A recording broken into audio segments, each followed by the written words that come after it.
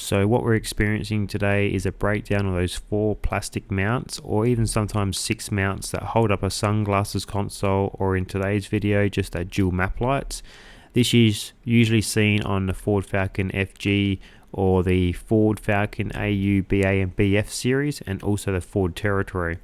And what we usually see is during the headlining recovery stage, you have to drop down these sunglasses consoles or those front map lights from behind, and because there's screws that go through those little plastic mounts and that hold it up. And usually we see like either like little hairline fractures, and if we do, we would mark the little console and then let the customer know that there was some issues there that may hinder its life, and basically it might fall down later on down the track.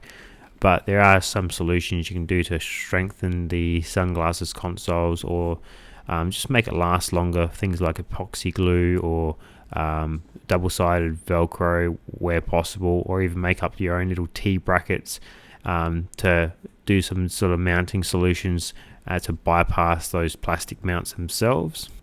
I would suggest to exhaust your solutions to try to remount these units when they do break, because to buy the units brand new or second hand from the wreckers can get quite expensive, especially the sunglasses consoles, and knowing that even if you buy brand new, you're going to experience the same issue later on down the track anyway. So sometimes it's good to just try to work out solutions to bypass those plastic mounts. What we do when we go to reinstall them is we spray a bit of CRC or dry lube down the chambers. You want to put those screws in by hand, that way you don't over tighten them or also cross thread them. So there are a few methods we do to basically get these jobs in and out without any issues. If there are some hairline fractures, you want to be repairing the big bad ones, like with maybe a bit of super glue just to strengthen the mounts.